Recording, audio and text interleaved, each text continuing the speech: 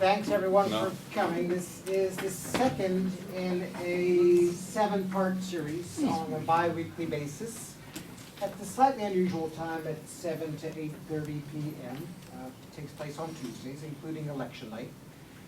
The idea was to have an intimate participatory discussion, except for Mark Blyth, bigger rooms are necessary, and a little bit of media. In a couple of weeks, we'll have Margaret Weir talking about inequality and Democrats and Republicans, but today it's Mark Blyth talking about global Trumpism, as you know. Mark is professor of political economy and of political science and international public affairs at the Watson Institute and the Department of Political Science.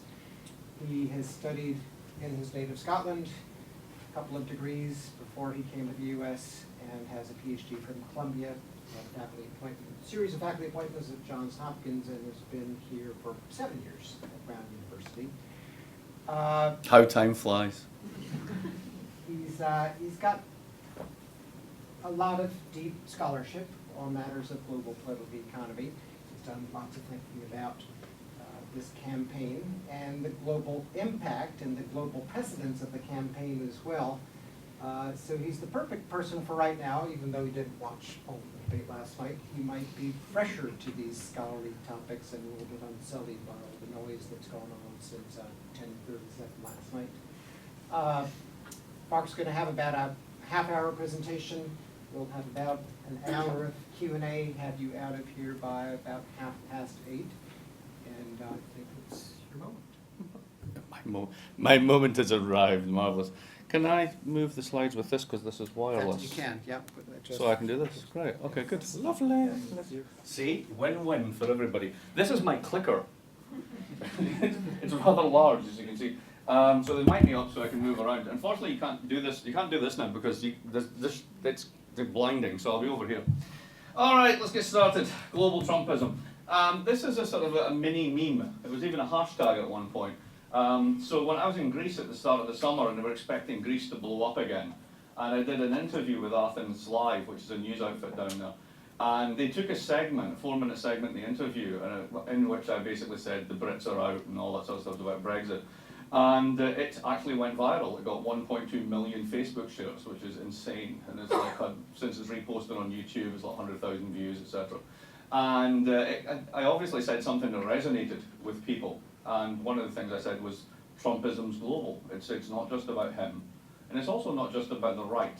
It's also about the left, and it's about the fragmentation of political parties in Europe and elsewhere. So without further delay, let me get into it. So this is the first one. This is not unique. Let me show you. Can you name the trumpets? So, top left trumpet. Just do it by political party rather than name. Top left trumpet. Yes, exactly. Marianne Le Pen. Right, the younger. Le Pen, the younger. And then next to her, Swedish Democrats. Only they're not Democrats, and they like being very, very Swedish. Guy down below, the True Finns, who actually hold the balance of power in Finnish Parliament, are actually quite powerful in the country as a whole. Next to him, Lega del Nord, exactly. Didn't he used to be called Lega Lombardi? Used to be. Used to be. As Lega Nord. As Lega Nord, okay, right. So that's the Italian version. Then the bottom left, I think that's the Golden Dawn leader. I'm pretty sure it is. That's the Greek one. And then on the right, that's Viktor Orban, leader of Hungary, the guy who basically is a dictator inside the EU. So there's a lot of this going on, because if you take Trump's policy pronouncements and sort of racial stance and so on and so forth, these guys they make Trump look normal, some of them. They're hardcore, and they're actually in power in some countries. So that's pretty scary. Now, what if I told you there was a left-wing version of this? Would you believe me? Let's do the lefty version. Who's at the top? Alexis Tsipras, who's Prime Minister of Greece. And who's next to him? Pablo Iglesias, leader of Podemos, who regularly poll between 20 and 25% of the Spanish electorate, which is part of the reason why Spain can't form a government. And then next, co-leader of Die Linke in Germany. What's her name? Katja Kipling, right. Basically, German politics for the longest time has been around, or organised around an axis of whatever you do, the centre right and the centre left must stop the red-red-green axis. And that's basically, that's the left bit of the red-red-green axis. Next door. Yes, exactly. Co-leader of the Five Star Movement in Italy, who also polled between 20 and 25% of the vote and have done so over 2 elections. And then down at the bottom, Comrade Corbyn, who basically is doing an internal putsch on the Labour Party and is about to clear out all the Blairites and turn it once again into a proper left-wing party in his image. And then, Nicola Sturgeon, who makes a virtue of her government being the anti-austerity government. Now, the big difference between these ones, of course, if we can say that they're similar in the sense that they've come up now, they're different expressions of voter discontent, but they're very different in their politics. One of them is avowedly racist, the other one's avowedly anti-racist. So there's actually a variation there. But is it simply racism, or is there something deeper going on? Now, here's the problem with dissecting global Trumpism. There's a mini culture war going on about how you, or rather what you think Trump is. And if you think, well, it's all just racism, then we've got some evidence for that. But prior to that, the story for Trump went something like this. And this is my version of Trumpism, in a sense, in a nutshell. So I like to tell the story this way. There's a guy called Gary. Gary lives in Gary, Indiana. And Gary's 10 years in the union in 1989. He gets seniority. So he's a line supervisor with seniority. He's turning 30. Gets married, everything's going great, and he's getting $30 an hour real. Now, who knows why, but they've been moving the plant and equipment down south for a long time. I mean, China didn't take most of the industrialization. The South did, Texas did, North Carolina did. So they've been losing a lot of their industrial base. They didn't worry about that. But then they signed this thing called NAFTA, and the plant disappeared, the supplier plants disappeared, and the town takes an enormous economic hit. So a lot of people move out, the tax base goes down, the schools get worse, and he bootstraps himself, says, I've never relied on anybody, I'll get another job. They were meant to retrain him as a computer programmer, that was what everybody said. But the governor at the time really just gave a shit about tax cuts, so they just cut the budget for that and handed it out to people. So then he ended up getting a job in a call centre. So he went to $15 an hour. And then 5 years later, the call centre went from Indiana to India. And now Gary works in his dotage, very hard, long hours, for $11.67 an hour for the largest employer in the United States, who is? Walmart. You know the story. You know the narrative. And every day Gary reads in the papers how him and all his mates are about to be replaced by robots. Because you do, every day. Whatever sector you're in the low end of the labour market, your automation, robotation, it's going to happen. And the guys in Wall Street who got bailed out, right, with everybody else's money, they love this. They're going to make a fortune off this. All these internet entrepreneurs, Uber guys, all the rest of it, they're the ones that will own the patents on the robots.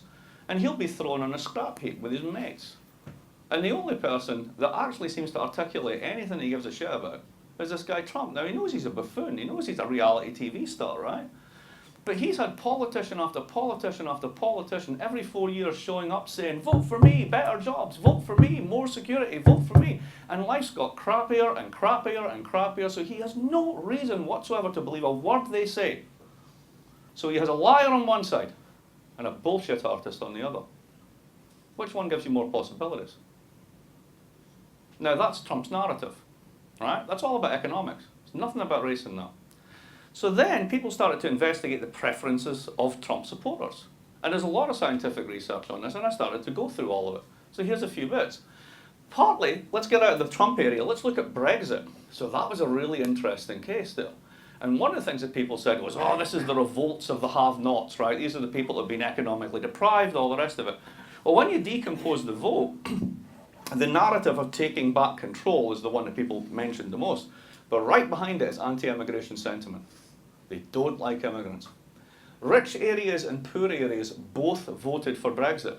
So if it was simply a case that the poor and benighted and the ones that have been done over by trade deals and globalization, then that would be the story. But it's not, it's rich and poor. So that implies there's something else driving this. What else? The old voted more, and when you poll them, old people are more racist, right throughout Europe, than young people. So they show up more, and they're more anti-immigrant, and that seems to be basically not about economics. Anti-immigrant and anti-Muslim sentiment in particular, poll after poll, is rising across Europe. We saw the recent humiliation of Angela Merkel's party in Germany, the rise of another party called AfD, the Alternative for Deutschland, who are basically an anti-immigrant single-issue party in that regard, maybe two issues. The rise of the authoritarians. When you really start polling these people, both here in the United States and in Europe, you find that they have very authoritarian preferences. So if you give them these standard questions about how do you think kids should be reared, or what do you think of this social situation, they stack up time after time as liking hierarchy, patriarchy, women should be in a certain place, as very gendered identities. And there's a very positive association in a lot of the social psychological literature that underpins this, the kind of the micro foundations, on this notion of loss of status. So it's not about how poor you've become. It's the fact that at one point you were top dog, and now you're not. And it's partly blame, but it's partly a kind of an aggression response, and that leads into a very much more racial and also gendered coding as to what's going on. So it's all racism, really. But then the economists started to come back on this and, well, hang on a minute. Let's think, what's the counterfactual here?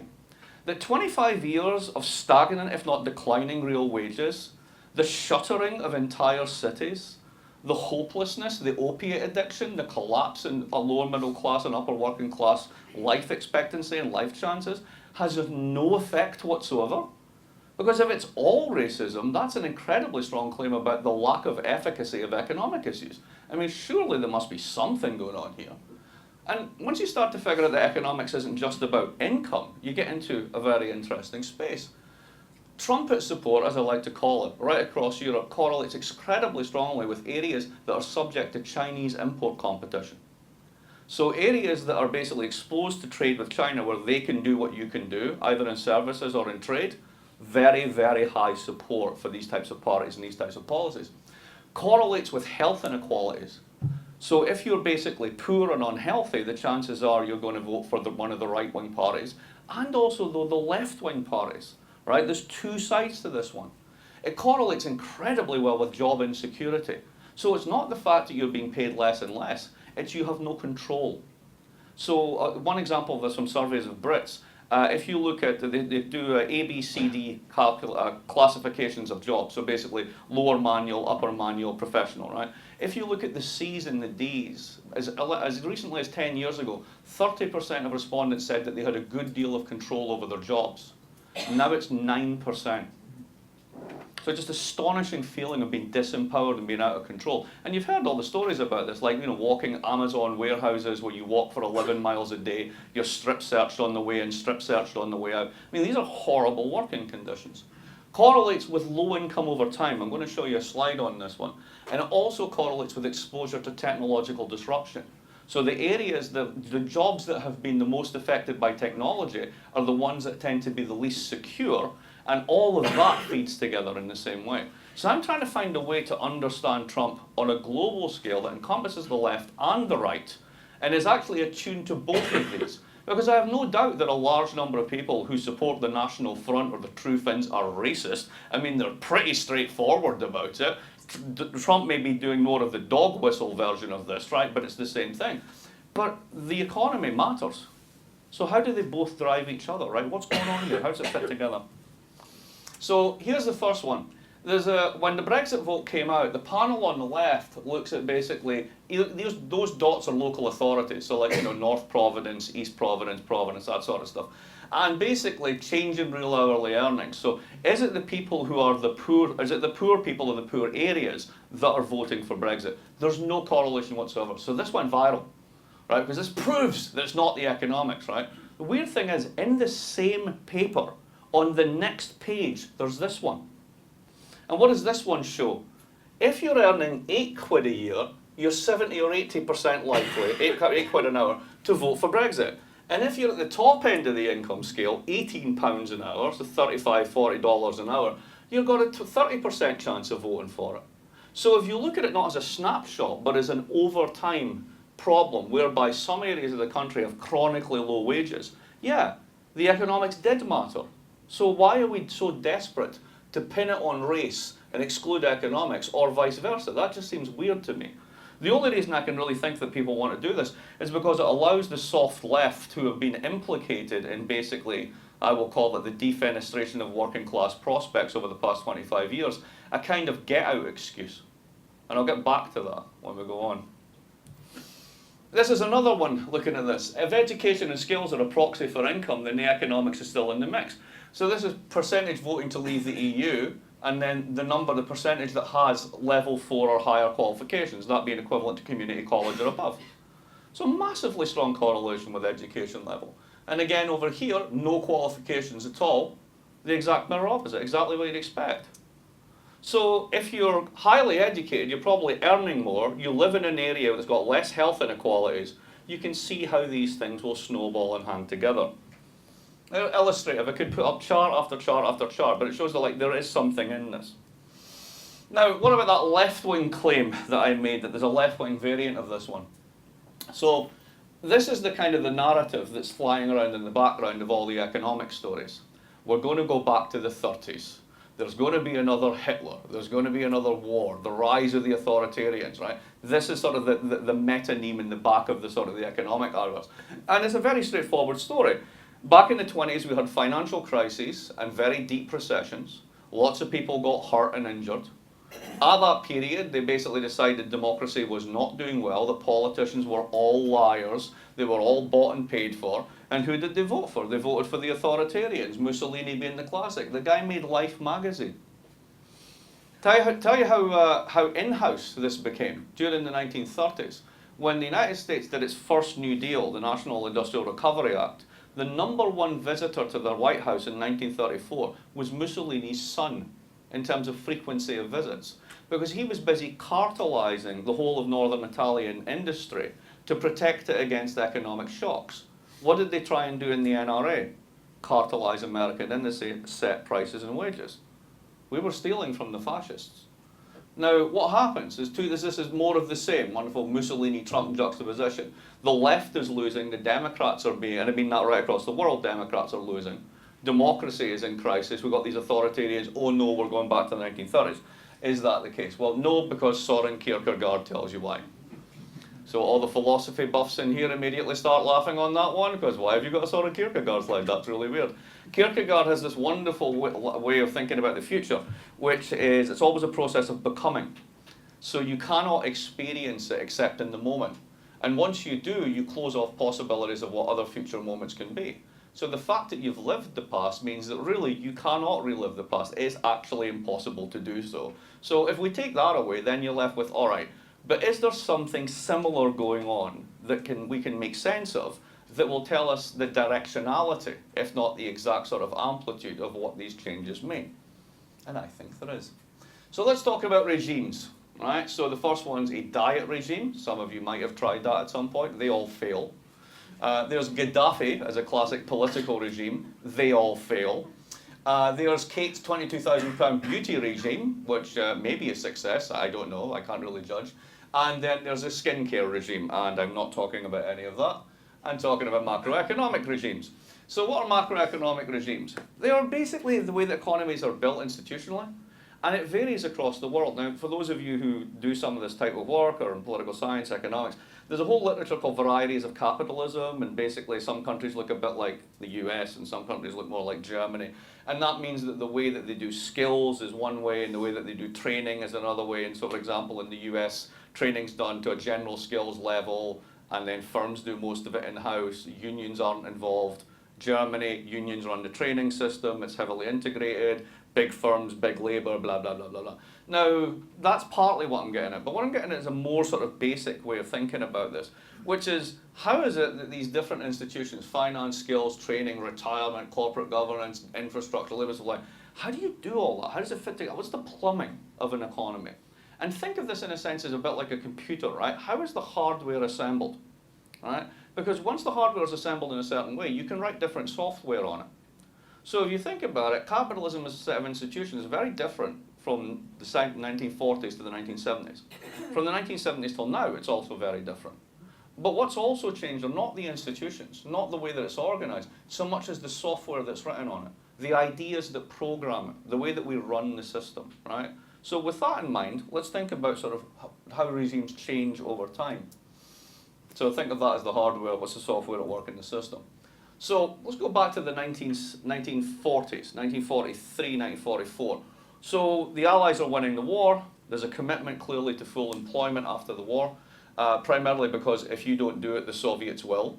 And there was an economics that went for it. They rewrote the software, and that's John Maynard Keynes. And you probably heard the line at some point that in the long run we're all dead. And this is the full quote, right? It's worth reading, because in a nutshell it tells you everything about why this was new code, why this is a new software for running the economy. In the long run is a misleading guide to current affairs. In the long run we're all dead. Economists set themselves too easy, too useless a task.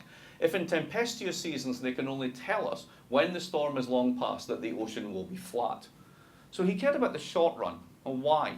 Because this is how he thought about deep recessions. Deep recessions are called depressions for a reason, because in a sense you're kind of depressed, or your investment expectations are depressed. If you've experienced very good times for 2 years and then you have 2 bad days, you don't rewrite the script. But if you've had 2 good years and then you have a bad year, you begin to think differently about the possibilities for the future. And if you basically drag that out, that short term starts to become longer. Everybody's investment expectations get depressed. So if you've been in a long recession for 5 years, you're a capitalist, let's open a factory. No, why not? Because nobody's buying anything.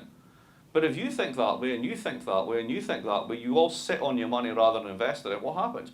You bring about the very collapse in investment that you're trying to avoid. At base, it's primarily a psychological trick. That was the essence of what Keynes was trying to do. So the whole thing about spending, government, all the rest of it, it's turning the expectations in the short run in a different direction so that investment goes up. That's it. It's totally different. Now, there's a guy called Kalecki, or Koletsky. Most of you have never heard of him. He wrote this thing. This thing is a 7-page critique of his 383-page book, essentially. And he says, there's a big problem with this. I'm a huge fan, don't get me wrong. Full employment, all that sort of stuff, fantastic, particularly after the Great Depression. The commies are a real threat. We want to save capitalism. Even I do, and I'm a lefty. Like, great, knock yourself out, it's good, right? But there's a problem. And what's the problem? Well, if you run full employment as a policy goal forever, you're going to have a problem. Oh, how? Everybody will be happy, people will be consuming, they'll have high wages, it'll be nirvana. What are you talking about? How do you pay for high wages? Employers pay them. Right, so how do they get the money to do it? Well, they make more sales. They do it out of profits.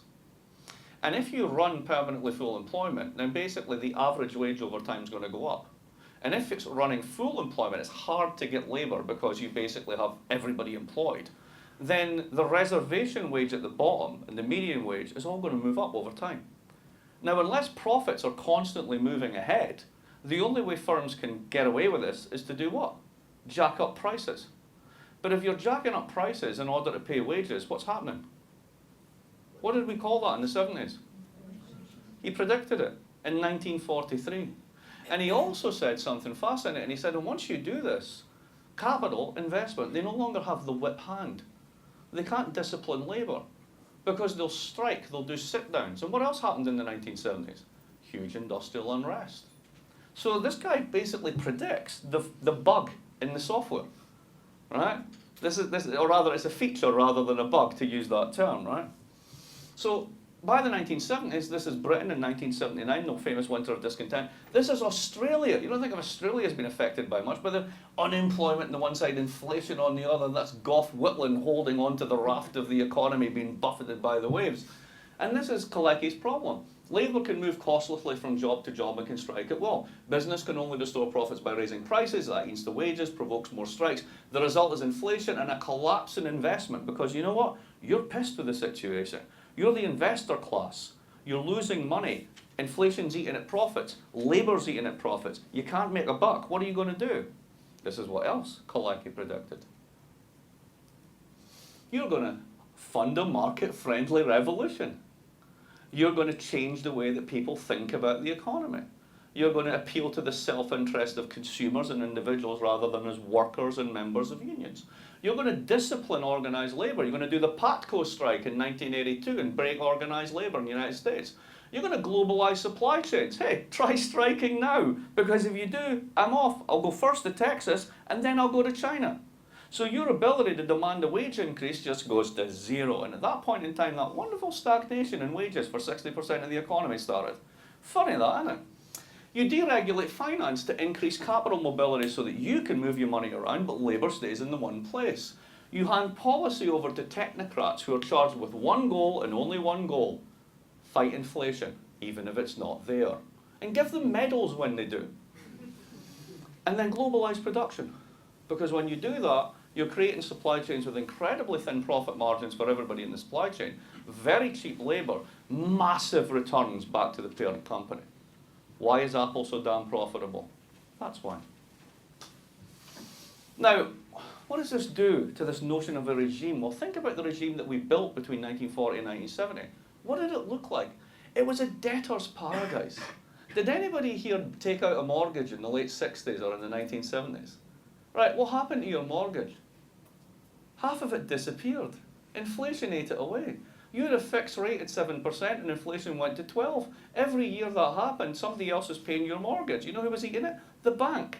So who was actually paying for the bank? The guy who owned equity in the bank. The investor class. These girls at the front, the ones who are funding that market-friendly political revolution, because while this is awesome for you, it's horrible for them. So you get sustained inflation.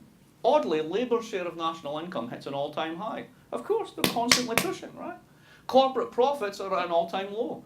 Unions are strong, inequality is low. Markets are national. This is crucial, we'll get back to this. They're not international, they're not unbounded. Finance in particular is in its post-New Deal regulatory box with a lock on it, and you can't do all the stuff you could do.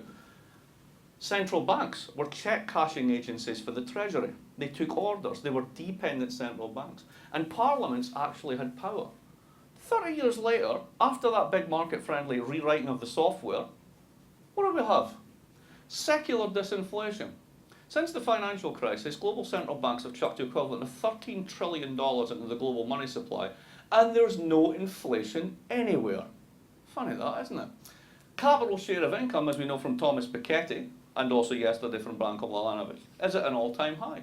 The wage share is at an all-time low. Unions are weak to the point of being unconscious, if not dead. If you do a graph of strike activity since the 1970s, it does this. And that's true everywhere. There just aren't any. It doesn't work anymore. Inequality, very, very high. Markets are global. Why? Because then labour can't piss these people off. It's very simple. Finance is strong, central banks are strong. This is why we care about Janet Yellen. Janet Yellen runs the economy, as far as most people are concerned. How did that happen? And parliaments, Congress, are not just weak, they're venal, they're self-destructive. They're hated institutions. Very different world. So here's the problem with the current regime and why that produces both left and right trumpets. This is the key slide. Think about a world in which you've got very low interest rates, very low inflation, if not deflation, systemic. You cannot get inflation up. If you can't get inflation up and you have no way of forcing your employer to give you a pay rise, other than if you just magically get massively full employment, you get wage stagnation and all the returns go to the top. This is all these graphs on inequality, the whole 9 yards, right? In that world, how have people in the United States in particular, but also in other countries, not so much Italy and places like that, but in some countries, how have they managed to maintain their standard of living? What did they do? Credit card. Yes, credit card nation. They borrowed, they levered up. So you lever up on the expectation that there's a life cycle of consumption and you'll get in a debt, but your wages will go up and then you pay back the debt, but the wages never went up. So you just revolve, you just keep more and more debt going on. So if you actually look at debt across the income distribution, it's actually true that most debt is held by rich people, but the punishing effects of debt are held by people at the bottom who simply can't pay it. Hence you get payday lenders, predatory interest rates, loan sharks, all the rest of it. All the nice bits of finance, right? Now, in a deflation, something really interesting happens. The real value of debt goes up. If prices are going down and you have a fixed contract to get a certain amount of money, that money will buy more. So if you're a creditor, you want your money back. But if you're on the other side of the trade and you haven't had a wage rise in 30 years, you can't pay. Now, who's the loser? Who's the loser in this situation? Who are the political parties that are meant to protect that part of the income distribution, that part of the population? It's the centre left. And what happened in the 1980s, and particularly in the 1990s and 2000s, was those parties, the SPD in Germany, New Labour in Britain, the New Democrats here, basically gave up on them. Yeah, don't like unions anymore. I don't like those bottom people, the poor people. They don't show up to vote anyway. I need resources to fight my electoral campaign. I need you lot. I need people who are going to vote, people with assets, people who have done well. So everybody starts moving up. And the bottom 20% just get dumped. And then we can tell ourselves stories about how it's all going to magically adjust. And these communities will be reborn as tech hubs. You know they won't. There's no investment. You wouldn't go there. When was the last time you went to Cleveland? Right, you don't. It's simple as that. You don't. Everybody who leaves Brown, right, where are you going to go? You're going to go to New York. You might go to LA. Right? You're going to go to DC. You're not going to Cleveland. You're not going to Baltimore. You're not going to any of these places. So what are you left with? Well, the traditional left parties abandon their core constituencies. Who pops up in their shadow? After the financial crisis in a moment of stress. Think about Greece, Syriza. Think about Spain, Podemos. Think about Scotland and the SNP. These are populist movements. These are nationalist in the sense that they want to regain control of the national economy. They want to shield it from globalization. The one thing many of them have in common, both left and right in Europe, they all want out of the euro because they see that as the cause of many of their ills. But if you look at the vote share of these parties, they are collapsing. The SPD got 19% in Baden-Württemberg in its last election. I mean, that's just getting absolutely kicked in the face. What happened to Labour last time in Britain? They were meant to win the election. They got walloped. Basically, the working classes voted for UKIP, the right-wing racist party. And in Scotland, because they had a left-wing alternative, they didn't vote for the racist party. They voted for the SNP because there was a genuine left alternative. So in that part of the world, what you see is the death of the centre-left. And when the centre-left see the new left coming up, they try and strangle them in the bathtub. That's why Greece and Tsipras was absolutely held under the water. First criticisms of Tsipras the minute he took the job, the German Social Democrats, right out of the gate. So what is it happens when Corbyn takes over Labour? All the new Labourites, massive character assassination. He's an anti-Semite, he's a racist, all this sort of stuff going on, right? Really interesting politics. Now go to the other side here. Who are the winners here in a deflation? Well, it's the opposite of your story in the 1970s. Right, so who's it this time? Can't pay, won't pay, will vote for a trumpet. So what you have is a kind of debtor's revolt against the world that we've built over the past 30 years, which is a creditor's paradise.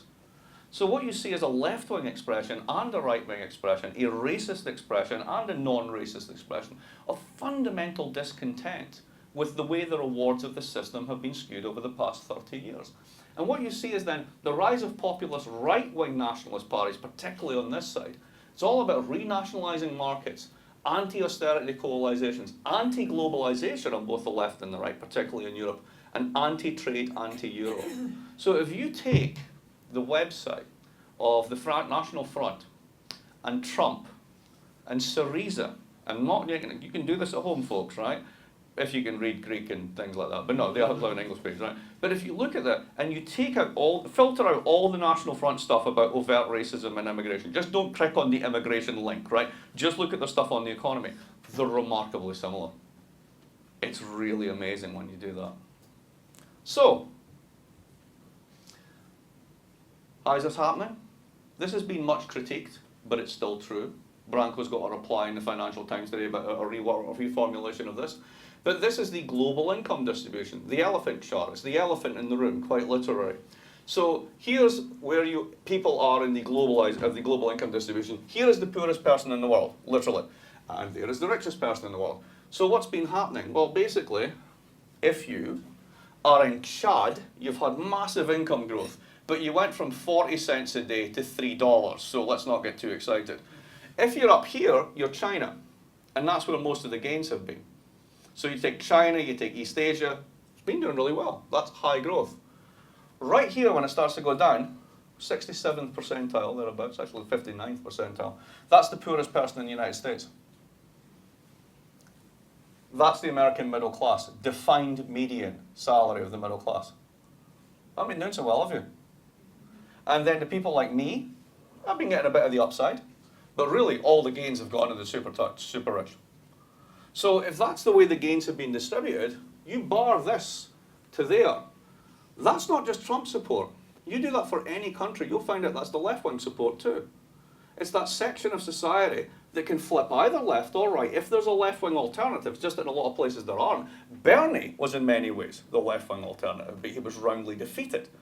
And it's all about this. Piketty is another reason for why this happens. The famous R's greater than G. Really easy way to think about this. I have a condo in Boston, right? I bought it at the right time. It's a really nice building. I now have princelings driving Lamborghinis around the garages and all that. Well, at least they're Maseratis, right? Trust me, I drive a Volkswagen.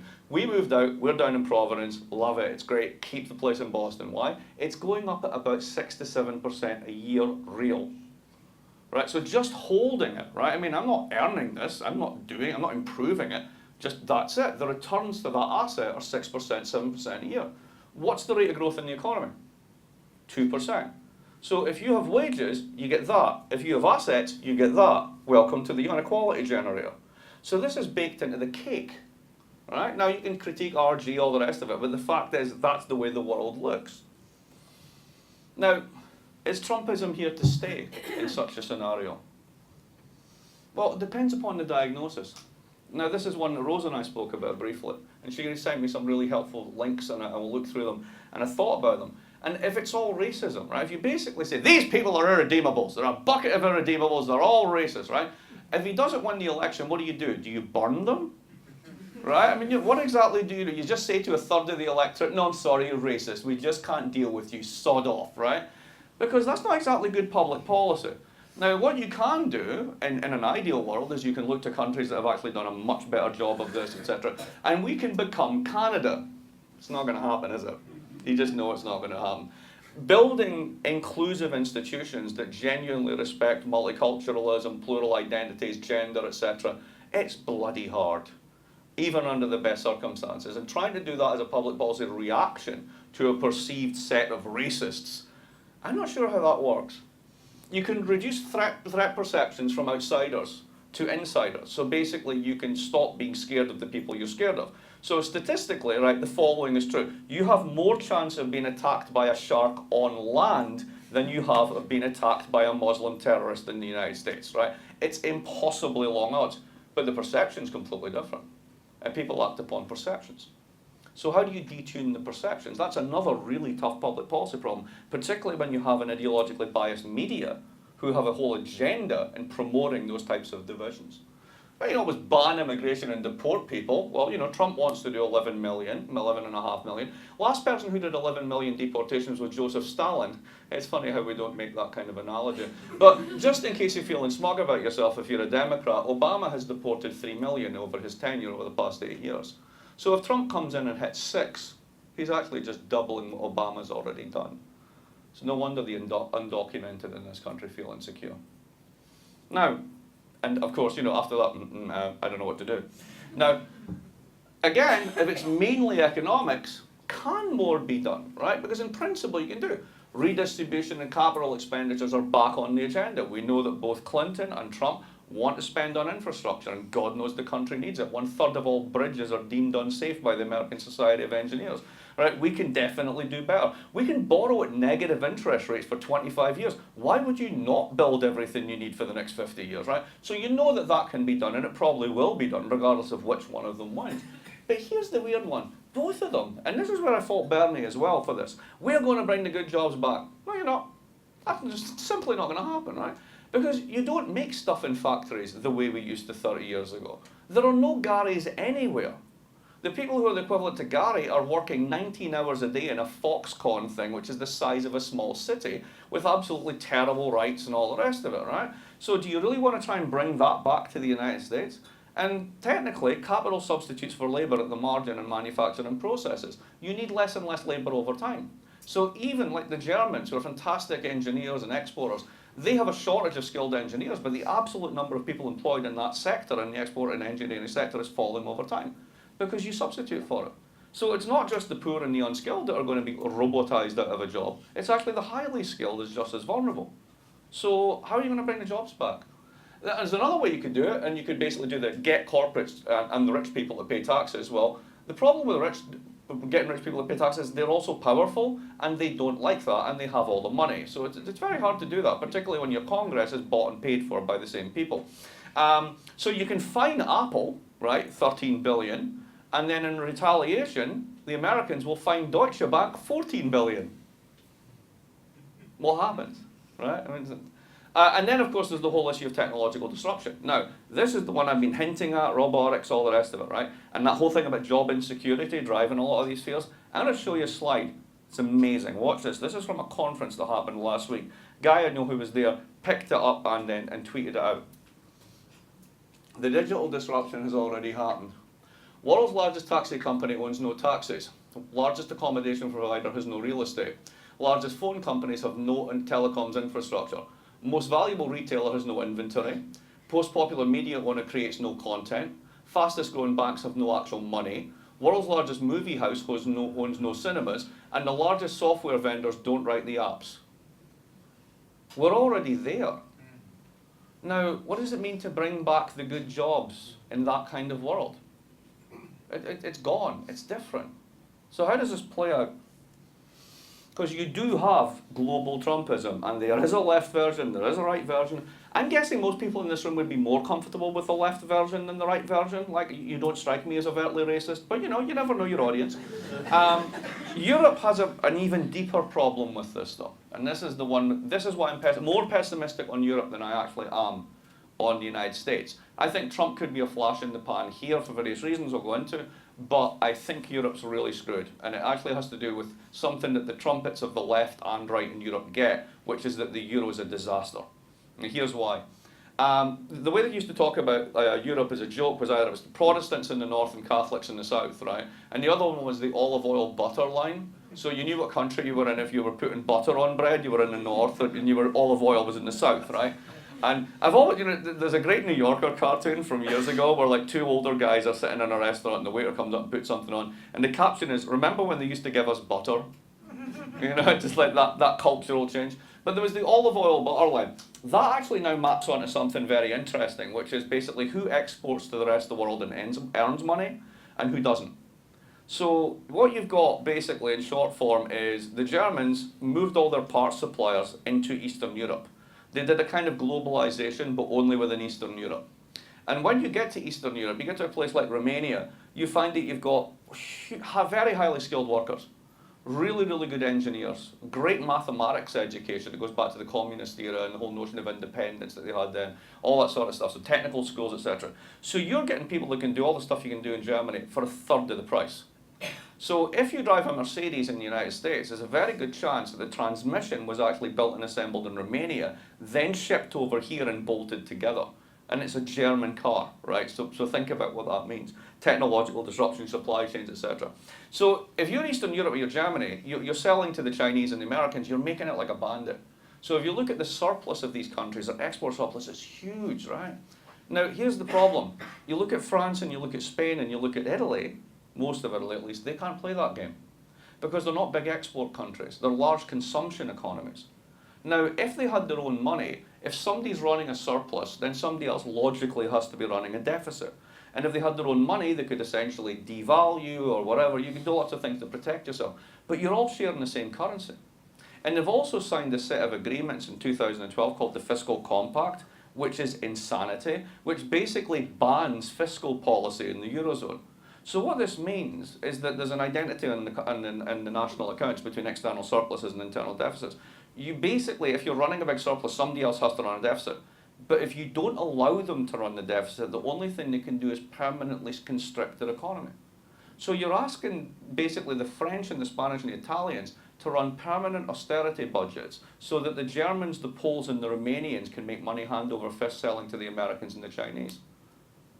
Do you think that's going to piss off the National Front?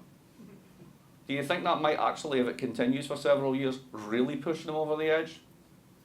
And they show no signs of peddling that one back.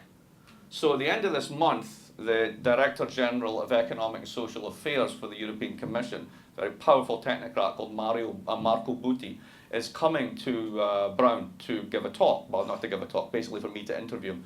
And I'm going to ask him this, because this is what I see as the long-term problem. And if he doesn't do something about this, it's game over for these guys. So Europe is a particular problem. So what's the long-term scenarios too? Here's the positive story. You probably heard of secular stagnation. This is Samuelson, Summers is the latest version of this. There's too little demand in the world, too many people are saving, consequently interest rates, etc. are very, very low. Yeah, I mean really, China, the whole of Asia saves, right? It's a huge savings surplus in Asia, right? Now the Europeans, because they're running an export surplus, are essentially exporting capital, so they're saving as well. So the only bit of the planet that isn't saving is the United States. What happens if the United States starts saving? We're all saving at once. You can't save all at once. It's the paradox of thrift. You would actually crash the economy. So it's good that we actually can't control ourselves. Otherwise the whole thing would sort of grind to a halt, right? But the basic story on this one is, okay, let's say that that's true, but it doesn't necessarily mean it's bad. Think about what happened with the last jobs report. Think about the long-term trend of employment. We finally had some wage growth, right? Project our out at 2%, just 2% economic growth, but with practically negative interest rates and very, very low inflation, that compounds over time. That's not a horrible story. It's a bit like the 1950s, only scaled down a bit, right? It's kind of secular stability, boring, finance doesn't get to play its tricks, commodity prices are low, inflation's low. You can survive that, and if you do, and you're smart, and you do infrastructure spending, you get the boost from all that sort of stuff, you can defeat Trumpism. Here, I'm not so sure about Europe, because they're not together, they've got the euro problems, etc. But, you know, Trumpism's a blip. Here's the other one. Boris, right? There's a class of politicians now which can only be described as buffoons. Opportunistic idiots, right? And they will do anything and say anything. And he's one of them, and I genuinely believe that Trump is one of them. And I genuinely believe that a lot of the right-wing variants are there. But you know what? The left wings can be pretty opportunist as well. Let's be pretty honest about this. So what's the negative story? Well, you notice how I said like the 1970s was predicted by this guy in the 40s, and he said this is going to happen, and it's going to be unsustainable, they're going to take it all apart and put it together again. Well, maybe we're at the point now that the thing that we built is unraveling. Not just in terms of the collapse of centre-left party support, centre-right party support, that basically it's economically unsustainable to run this super competitive, insanely intense, disaggregated global network of production on a consumption base which is levered up the wazoo because people have been borrowing to make up for real income gains they don't have. And that's actually hit the skids. And we don't know what to do. So, you know, everyone looks at the Federal Reserve. What's the Fed going to do? They're going to raise rates. They're going to raise them by a quarter point. They're not going to raise them. What does that matter? It's a quarter of a point. I mean, this is utterly ridiculous. We're kind of bumbling forward. Let's do QE. Why not? We'll try it. Let's see if that works. Is it doing anything? Well, whatever. We'll just keep going, right? So there's a kind of bumbling and stumbling in policy just now. That's when these guys become powerful. Because if it looks like the people who run the world don't know what they're doing, then that's when these fools get their chance. And there's lots of fools out there waiting for a chance. You could see a real retreat from economic integration. We are seeing a transformation of party politics. Check that one. There's a real chance the EU could fragment along the export or consumer line. And all these parties left and right want a renationalisation of politics. Back to the national control. And in the right-wing version, that's the discourse of the nation, patrie, the people, for France, who happens to be. The left-wing version is a kind of class-oriented one. It's more internationalist. It's basically about us versus the global plutocrats. But it's still about local. It's still about the nation, control. Globalization is bad, etc., etc. And if these guys get a critical mass right across the world, if the trumpets are blowing loud enough, all bets are off as to where we go. So that's my take on global Trumpism. This is why I think Trump is part of a much bigger thing that's been 30, if not 70 years in the making. And I could be totally wrong, and that's how you learn. So let's have a talk. There you go.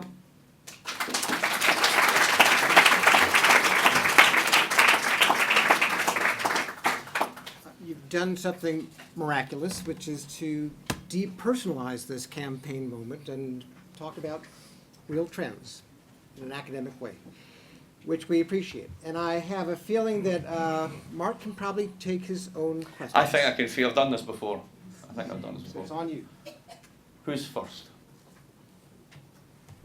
So, I want to put a twist on the positive story. So, Are you making it more positive or more negative? more negative. Hey, you must be on the left. So, Right. so if you look at the Bill Clinton years, right, as he leaves office, we have the dot-com bubble burst, there's sort of a minor recession, but then, you know, there's a consistent argument, obviously, on the left that sort of the policy of the Bush administration is what then led to the collapse that we just experienced. And there's obviously a degree of truth to that, but there's more to it, right? And so under Obama, we've had kind of this stabilization going. You just said we have a lot of good pieces in place, but so then what happens in the instance where Trump actually gets elected, and then we have sort of this undoing of the policies that we've been trying to cobble together for the last few years, then what? So if Trump gets elected, I don't think a lot actually happens. Because the genius of the Constitution is that the president cannot introduce legislation. So he can hum, he can haw, he can jump up and down, he can throw his toys out of the pram, he can do whatever he wants. But he cannot actually write a law. Only Congress can. So no, just follow this through, right? So let's say the Republicans manage to take the House and the Senate and they get Trump, right? So what is it that everybody agrees needs to be done? Now, they'll do the shittiest kind of infrastructure investment. They'll build a giant, stupid wall to stop something that doesn't exist called Mexican immigration. I mean, literally, it doesn't exist, right? The flows are going the other way. We're at the point we were in 1961, and we want to build a wall to keep them out. Dude, they're not there. They're just not there, right? But imagine that as a massive fiscal expenditure, right? That'll happen. We'll build up our nice, shiny military, right? That'll definitely happen, right? So there'll be lots and lots of spending. What else will they do? Will they really do trade protection? See, because about 30%, if not 40% of the firms in China that are exporting to the US are people like Apple. They're American firms. So Trump knows where his bread's buttered. You're really telling me he's going to put tariffs up against the iPhone and piss everyone off, including the CEO of Apple? I don't think so. So that's not going to happen. He can't introduce legislation. The only thing he's going to do is make life really, really uncomfortable and scary for people who are undocumented or immigrants or minorities, or anything other than sort of like the politically mainstream right or an authoritarian. So there's a real political cost, don't get me wrong, and I think the deportations could double if not triple, and that's horrible. But in terms of what he's actually going to be able to do, he's going to do another round of tax cuts, absolutely, and most of it will go at the top, but that's de rigueur. That's what we do, that's what we've been doing for 30 years. So you don't think that'll have a nasty undoing even of sort of the limited stability we've just started to put together? Well, let's say limited civility. So I think one of the most successful policies in recent years, believe it or not, has been Dodd-Frank. And the reason Dodd-Frank's been successful is the following. So let's say, for example, I'm more Goldman Sachs, right? The vampire squid, to give it its name, right? And I'm really worried that the next president, if she comes in, is actually serious about more financial reform. Now, what Dodd-Frank has actually done is death by 2,200 pages, right? So if I go straight up against Jamie Dimon or one of these big guys, they'll take $1 billion out of the pocket, set the lobbyists on me, and I'll be lucky if I'm elected dog catcher of southern Arkansas by the end of it, right? You basically have to be Elizabeth Warren, tough and smart to take these people on, and most congressmen are not. So who's got skin in the game to take these people on a frontal assault? So you don't. You bury them in 2,200 rules. You escrow their bonuses, you make them raise more capital, you lower the leverage internally, you make everybody hire compliance officers. Hey kids, if you want a job in the financial sector now, they're hiring compliance officers like the bejesus, because everybody has to have 5 of them for every trade that they're going to do. And by the way, the trades don't make any money anymore because they've lowered the leverage. So the whole sector is shrinking, the profitability of the business model is falling, right? So it's been incredibly successful in that way, right? Now that's not what we think about in terms of success, but the long-term thing is you've made finance safer, the economy's still growing, you still have positive, I mean, the immigration thing's problematic because we actually need immigrants to continue positive population growth, right? But put that to one side. We're actually solvent, forget all the stuff about the debt, we can float 25, 30 year, 50 year at negative rates, right? Nobody's worried about the state of the federal debt. So there's a lot of sort of like structural stuff there that's actually quite good. And I don't see Trump being able to undo that, right? Trump cannot undo the demand for my condo in Boston from Chinese investors, because Chinese investors are incredibly worried about property rights at home, and they want to have property rights here. That's totally Trump independent. So I'm less worried about that. It's more the nasty politics that go with it than anything else. So I have a question kind of on the technical disruption side. I live in San Francisco, arguably the center of a lot of the disruption, and technocrats in San Francisco for the past year or two have really gotten into this idea of guaranteed basic income or MINCOME as a possible solution to this. And to me it seems like at best a band-aid and at worst kind of the beginning of the dismantling of the social welfare state. And I wondered if you had any opinions about the feasibility or impact Right. of an income So policy. this is one of these sort of ideas that, you know, have been... Can I actually add yeah, to sure. that? Because I've spent the last 18 months in the Bay Area too, and at least the kind of community, the intellectual community around Stanford has this thing of like, this is really great that we actually don't have enough work for labor because none of us should work anyway. We should just take, 10% off of the top 1%, distribute it, and everybody gets to do whatever they want with their time. It's not a terrible solution if you could actually make it happen, Yeah. right? And so, like, why should any of us work anyway? If it's gonna be a sharing economy, if everybody's gonna be, Uber and Airbnb, I'm really curious Yeah. to No, ask this question, what you think about that, because that's, it's radical and it's kind of anti-capitalist, Right. but it could work. Oh no, I totally agree, but the problem is getting your hands on the cash, right? Right. So, my favourite example for this that I like to give in talks when I bump into Republican audiences, which is usually when I talk to financial conferences and things, is to say, so how many of you voted for Mitt Romney? And quite a few hands are going, okay, why? And I don't mean as a partisan thing, I just mean as a fairness thing. What was Mitt Romney's effective tax rate? 9%. Because he only pays capital gains at 15%, and he basically has tax shelters and corporations in Delaware and Arizona and the Cayman Islands and all the rest of it, and he basically pays about 8 to 9 cents on the dollar. I pay 33. If you add up all my state and local, I'm paying German rates of tax, but I'm getting what would I call it, third world public services, right? So, I can't vote for that. That's just unfair, right? So there's a fairness question. But it hasn't really become a political topic, because if that becomes the issue, then you can make an argument for that type of radical redistribution, which is essentially pay your goddamn taxes. And given that you've got most of the money, don't tell me you pay most of the taxes. You do in volume terms, but you're cheating on the margin, right? You owe a hell of a lot more. So there's a wonderful book called Treasure Islands. The estimate in that is if you go to all the tax havens where all the mitts in the world have all their cash stored, right? And this is just those bits. There's other places like art warehousing and all that sort of stuff you can hide wealth. $29 trillion. I'll say that again. $29 trillion. That's a lot of redistribution you could do. And all of that is basically money that people have avoided tax. So, if the community chest agreement is you made it here, you pay your taxes, well, we're making it everywhere and we're not paying any taxes, hence Apple and Ireland and all that sort of stuff. So you can see the beginning of movement on this, particularly in the corporate side, right? So that's there, right? But here, let's get to the heart of the matter, because this is really it. Why should we work, right? I often think that economists forget that the most basic thing they learn in economics is the labour-leisure trade-off. As we get richer as a society, we're meant to work less. We're not meant to be more insecure, working for crappier wages, more and more hours. So why is it happening? Well, it's actually about the property rights behind it. So let's go to San Francisco for a minute, right? Uber is fantastic.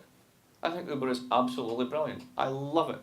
I love the fact that when you need to get to the airport, they actually show up. I love the fact that it doesn't smell like 9 people have been murdered in the back of this car before I get in it, which is your average city taxi, right? And I love the fact that, even if these guys are basically ripping off the drivers, a much larger proportion of what they're actually earning goes to them than rather goes straight to the medallion holder who holds the license that's basically a money pump from basically poor immigrants who are earning an equivalent of less than minimum wage and tips, right? So I love it, it's great.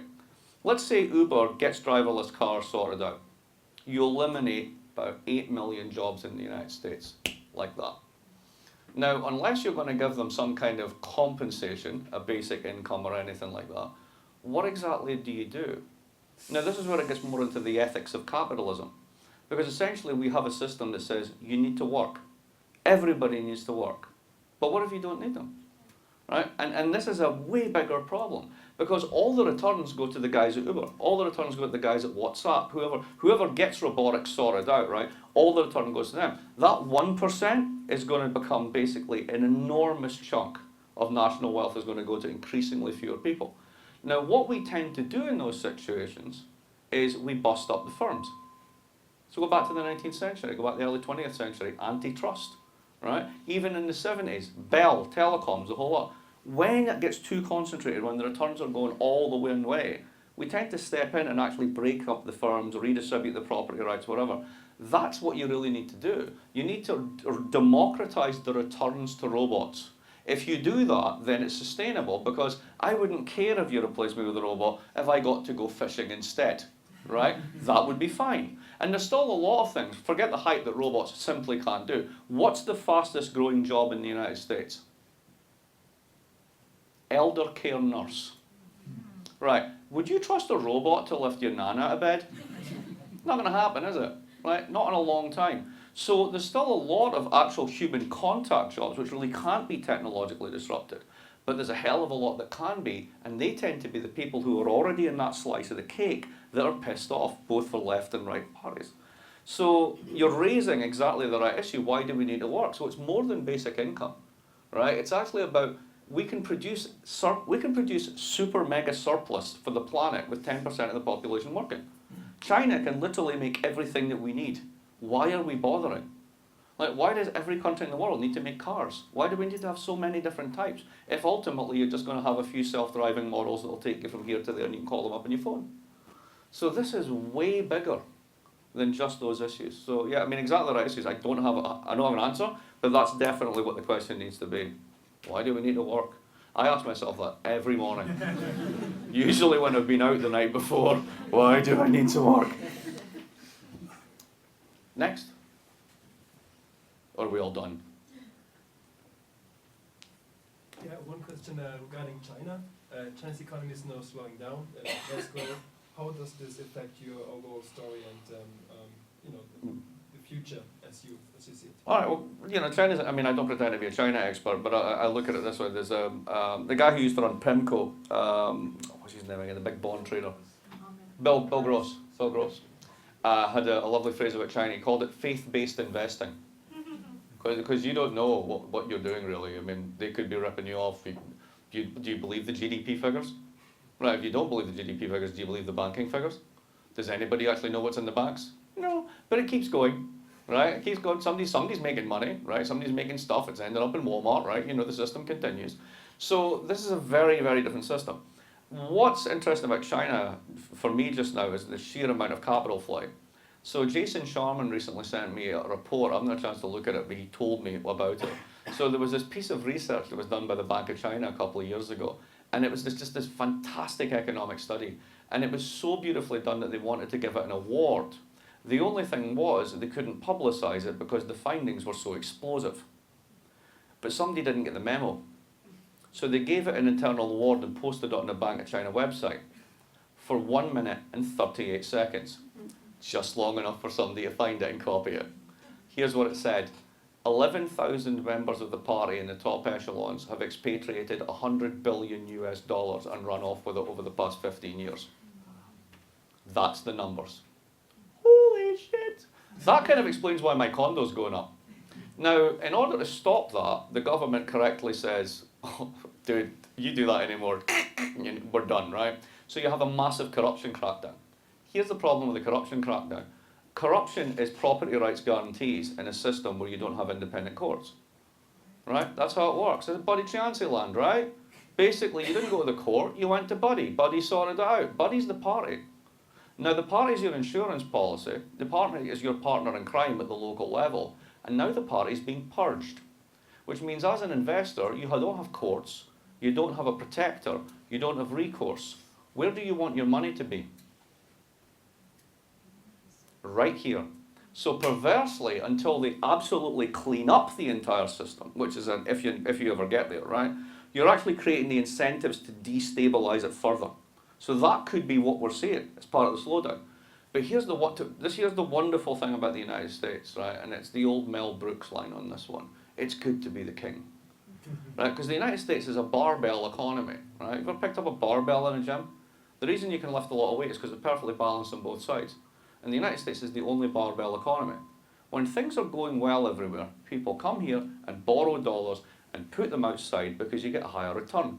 When things go to hell in a handbasket there, you liquidate everything, turn it into dollars, and bring back home, and my condo goes up either way. Right? So I worry about China for lots of reasons, but I don't worry about it for this, in the sense that it'll just trundle along and blah, blah, blah. The long-term story on this one is it accelerates it because China saves, so you're adding a global savings glut. That's feeding into basically insufficient aggregate demand at a global level. It's also leading into basically a lack of inflation in the system, which is keeping long-term rates down. So it's all pushing in that one direction. I don't see, even if China had a very serious hard landing and political problems, etc., economically it's significant, but it's really about the size of 2 Germanys. So if 2 Germanys blew up, would that derail the entire global economy? Yeah. Jein, as the Germans say. Yes and no. So. And just to continue to push the discussion, I mean, I think it's worth underlining that any sort of response to this that isn't just violent revolution is going to have to be a revolution of ideas in a certain sort of way, and a revolution of ways of thinking about freedom, thinking about work, thinking about the relationship between, because you're not going to get, I think one way of summarizing what you said is that you're not going to get the high growth, virtuous, Adam Smith preferred version of the economy, right? Where honest hard work, just you come to it, everything is rewarded if you're just willing to put in the effort. You're not going to get that anymore, right? So the question is, what do you replace that with? You replace that with changing the nature of what it means to be virtuous in markets, and that might mean that some of us take more leisure, and that means that we share more, or are you going to get the boots and the Well, again, it comes down to what we do with property, right? So let's go back to Uber, right? Or Airbnb is another example, right? So Airbnb rents out more hotel space than all the hotels put together, which is incredible. Now what they've done is they've actually created options in a financial sense on every piece of real estate in the world. And it's up to you whether you cash in the option. So you can use them to basically monetize your living space, right? That's amazing, right? And it's not a bad deal for you, but where do most of the returns go? Back to the guy who holds the website, who basically has the brand. So, you're creating a world in which you've got sort of like financial optionality over everything. So cars, houses, anything that you've got as an asset but you don't use all the time, essentially you can rent it out on the web. My favorite example for this, when I asked Branko Milanovic, we were talking about this last night, I said, what's the weirdest thing you've ever seen that you can get options optionality on objects on the web? And he said lingerie. There's actually, you can rent lingerie on the web, which I just find really weird and disgusting, right? But apparently you can, right? Think about it. If you're buying Obad or Chantel, that shit costs a lot of money. It spends most of its life in the drawer, right? Why not rent it out? I guess, you can do that. But you can wash it. I don't know. I don't do this, right? I'm just saying, right? So basically, we can create options over everything, right? But the people who are striking the options the returns are all going back to the people at the top who are doing these firms. So we've got to decide what we do with this, right? Either you democratize the technology, in which case everybody who's got it keeps most of the returns, and a small residual of anything goes back to the owners, right? Or you let the owners take the lot. And if you do that in an already winner-takes-all world, that gets ugly very, very quick. And I think it really comes down to that. Now, I'll give you an example of how this can work. So I've got a mate called Brett, he's an Australian, and he runs GE's cloud from his house here in Providence. Just don't tell anyone, right? He's a super tech computer guy, right? And he shows up at my house one day with a 3 terabyte hard drive and a 6-pack. And I'm like, okay, what are we going to do? And he says, that little Mac you've got, little computer there, can I do stuff with it? And I was like, okay, what are you going to do? He plugs in his hard drive. He gave me 1,500 movies. That's nice. Okay, that's good. I'm not asking where he got them, right? 1,500 movies. Like all HD, perfect copies, the whole lot. Right. He says, do you mind if I turn this into a Plex server? I'm like, what? Yeah, go ahead. You ever heard of a Plex server? Anybody know what a Plex server is? Right, this is incredible. I'm sitting in LA airport with an iPad on a Wi-Fi connection. I can go back to my home computer, the one that he's just been prattling around with, and press an app, and I can pick up watching any one of those 1,500 movies wherever I want, at exactly the point I left it off. And I can do that with all sorts of media, right? Now, think about if you went into Best Buy and you said, I want this system, right? That would have cost you thousands of dollars. Plex is free. Anybody can get it. It's the simplest thing in the world. Just go to the App Store, get Plex, download it on your computer, start archiving all your movies. It turns it all into digital files with this wonderful interface, and then you can do the most amazing stuff. Now, why is that not monetized? right? Why isn't there a firm called Plex, which is allowing you to do this, that has the monopoly rights on it? Because the guy who wrote it went, here, take it. It's free, and everybody can use it. And there are so many consumption goods now that are like that, and increasingly so, that what's happening is I can make money off the option that I'm writing, that I'm exercising the option you're writing on your house, right? That's becoming less common. What's actually becoming is just stuff's free. So think, for example, Airbnb, couch surfing. No money is exchanged. And you can actually get a room, a bed, the whole sort of thing. So there is a positive aspect to the sharing economy. It's all a question of how much we want to share versus how much we want to give options to the guy who's got the patent. That's really what it comes down to. Oh, sorry. Oh, I just had a quick follow-on to that. I think regulation can really influence that as well. You mentioned Uber earlier, and Austin, the city in Texas, recently decided to prohibit Uber from operating in their city. And as an alternative, a group of people living in Austin created a open source free application for finding rideshare Uber-like rides, where there is no 30% to Uber. Right. All of the money goes to the driver. Yeah. And that's a direct result of regulation that caused that to be democratized. Yeah, and that's exactly democratizing property rights. It's not about expropriation, right? You don't have to take anything away from these guys. You can just build alternative platforms. And then people migrate to those platforms because everybody's winning. So you can totally do that, and that's actually a really positive side. One book that goes into this, the only book I know that goes into this is Paul Mason's book, Post-Capitalism. And it's a very good book, actually. He's a British journalist / economist who used to be the chief economics correspondent for one of their main news channels, Channel 4. And he wrote this book called Post-Capitalism, and it's all about exactly how the sharing economy might be the only thing that can save us. Because ultimately, we do not need people to work, but we have an ethic that says if you don't work, you're worthless. So how do you square that problem? That's what he's trying to solve. So Mark, if monetary policy is less and less effective, tweaking interest rates a quarter of a %, and if quantitative easing doesn't really work much anymore, what are the alternatives? How do we stimulate growth? And what are the other tools what are the other options? Well, go back to that thing I said about, starting in the 70s, you have this market-friendly revolution, and you basically disempower Congress, parliaments, and you don't want politicians to run things because they'll generate inflation and all this sort of stuff. You want people like Greenspan to basically run the economy for you now. Why? I mean, can we just stop and think about this for a minute? Why is a technocratic appointee who has nothing more than two tools, raise and lower the price of money, buy and sell assets, that's it, right? Why are they charged with and given the responsibility for producing growth, which is an organic outcome of the personal decisions of millions of individuals who have nothing to do with the central bank? I think we've lost the plot. I don't think, first of all, it's unfair to charge these institutions with these things. They're missions that they cannot fulfill with the tools they've got. You could give them more tools, that'd be one way of doing it. But another way would be to actually look at Congress, which is the fiscal arm, because there's more than just monetary policy, there is also fiscal policy, and say, where have you been for the past 25 years? Oh, that's right, you were too busy cutting taxes, and then writing ridiculous laws that didn't matter. Can you stop doing that, right? Could we maybe do something like we did in the 50s when we built the entire highway network of this country? Could we maybe do something about making JFK less of a national embarrassment, right? There's lots of things we could do. And it can be done if Congress decides to do it. So, do we need more monetary policy? No, we need them all to stop doing what they do. It's just a waste of time. Or get better tools that are more effective and work jointly with fiscal authorities. But we've given up on fiscal. We just think it's a bad idea. Politicians can't run things. Why would you want them to do that?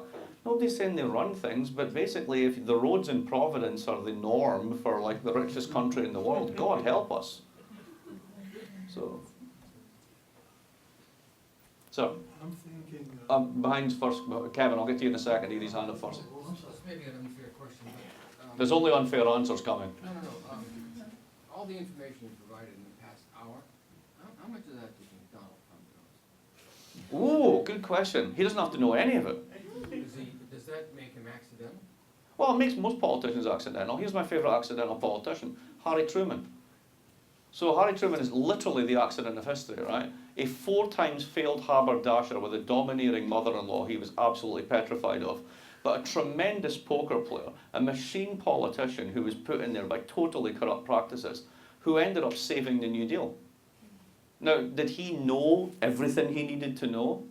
No. He just knew, this is where I need to be, this is the stuff I need to pay attention to, and I'm going to let George Marshall deal with the details.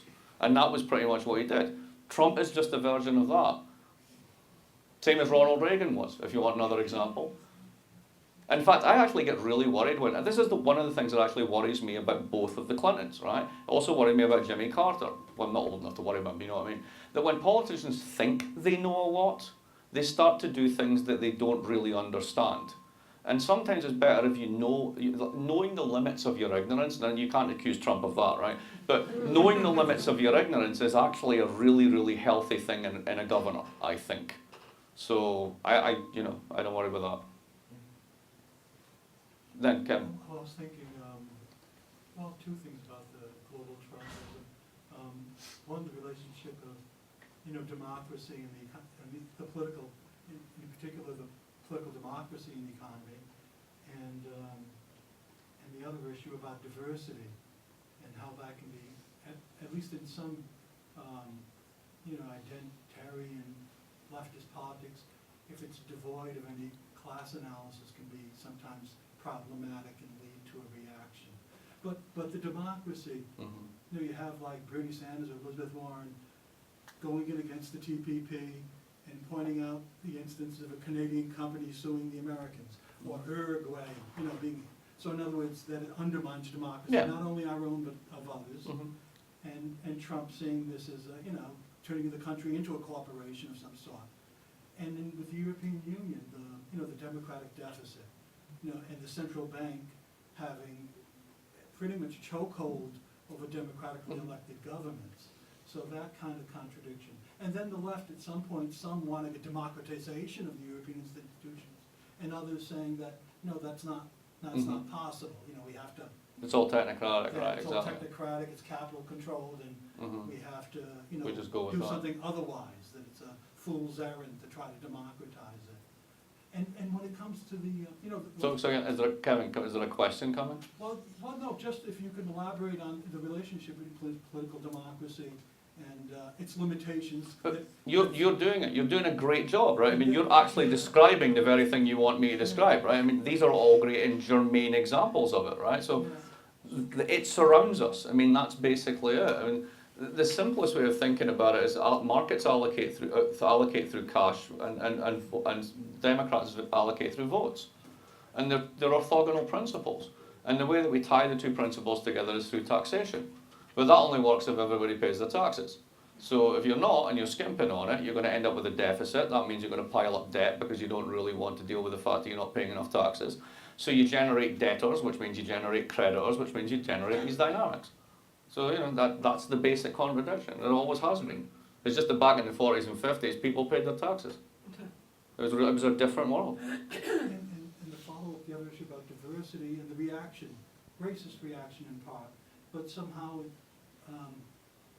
because there was that idea that you had the Republicans, there's some racism there, and a neoliberal, at least before Trump, that capital should have its free reign throughout the world. But the Democrats as well. Capital should have free reign around the world, but we need diversity.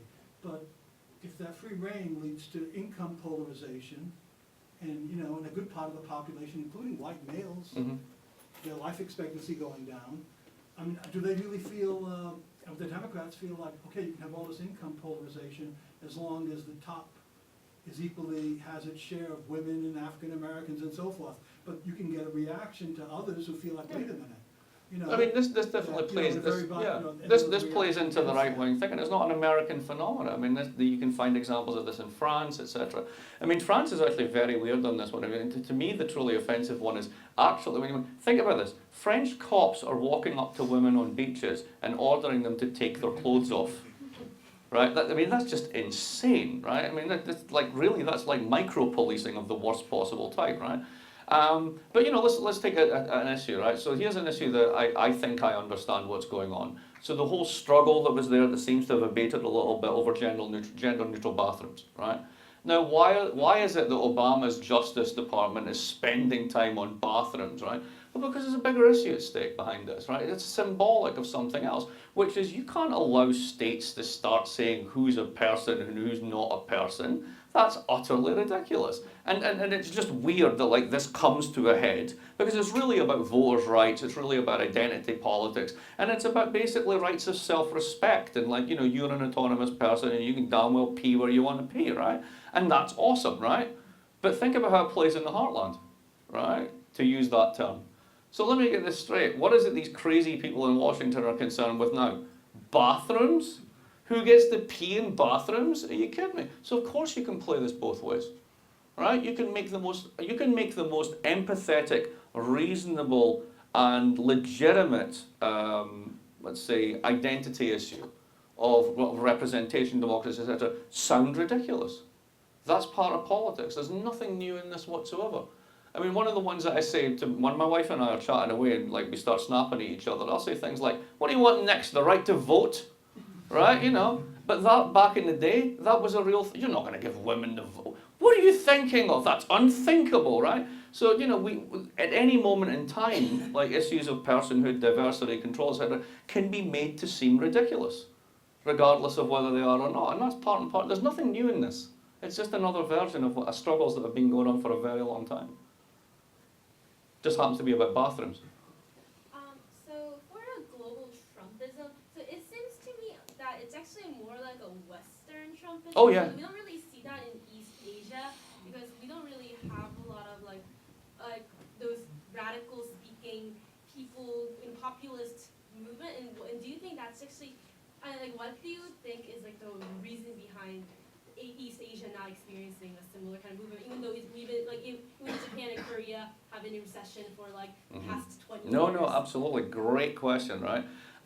So Japan and Korea understand. I mean, Korea's had a tough time through competition and productivity and stuff. I mean, it's not really sort of, you know, been in a recession in the way that Japan has been. Japan's a fascinating case because it's totally unique, right? You've got the oldest population in the world, and if you give them money, they buy government bonds. Right? It's brilliant, right? And then when they eventually die at the age of 305, they leave them to their children because they actually think they're an intergenerational asset, right? So what that means is there's kind of like a deflationary glide path. I saw somebody draw for Japan once, and it's like, here's the capital stock of the country and here's time, right? And eventually they're just going to eat the entire capital stock of the country, and then everyone will die at the age of 305, right? But it'll be a very long, slow glide path. And given that they're the world's worst at immigration, so the economy is going to shrink, right? All this is, it's a very weird place. So you could kind of explain Japan sui generis. But I think the bigger point is this.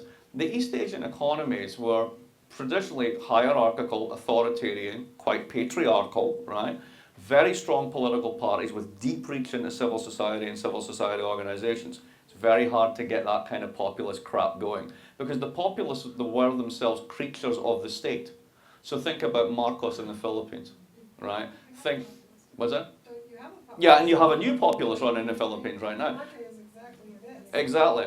But even in Japan, think about the way that the Liberal Party, the LDP, was like kicked into touch 15 years ago and kind of came back with a kind of a much more aggressive nationalist rhetoric. Right, so you see fringes of this coming up, but it is different in kind. This is totally a Western story, right? Absolutely. I just happen to call it global Trumpism because I was in an interview in Greece and I was lazy. And then somebody went, hashtag global Trumpism, and there you go. It's a thing. You're stuck with it. So that's that. But great question. It's really good. Mark, make this the last question. Okay, a last one. I've had this gentleman before. Anybody else want to come in, just in case, or he gets the last one? Or I've got it. No. Go on now. So scholars don't often run for political office, but you're going to be the next campaigner for a Senate seat from Rhode Island. Give us from that power base. Four or five planks in your platform that you think would be both winnable and sensible. Right, first one, everybody pays their taxes. No exemptions, no inclusions. And I'll even consider cutting rates if we can actually increase the take. Everybody pays, no exceptions. Back in the 1970s, corporates paid 20% of total taxes. Today they pay 2% in real terms. It's stashed abroad, it's hidden, it's transfer priced, it's a double Irish Dutch sandwich, all this sort of stuff, right? Nonsense. Enough. Basta, we're done with it. So that's number one, everybody pays their taxes. Number two, we really need to think about whether we need people to work. Because if you're about to basically add robots into a mix of already high inequality and low pay, you're asking for trouble. And it's a bit like basically nationalising healthcare. At the end of the day, everybody saves money because everybody isn't showing up to the emergency room. The costs, the disruptive costs of doing this stuff, without any real regard for what actually happens to the casualties, forget it, right? You need massive insurance on this, and you have to think really creatively about it. And the third one is, and this is the one that we never talk about, is we really need to be serious, and this could be a massive public investment program, and it's the one we should really do, something to try and abate the effects of global warming. So anybody who from this point on says it's a hoax, it's caused by the Chinese government or whatever, you put them in a bag, you tie the bag up with a stick, and you beat them. That's it. If anybody says it, get in the bag.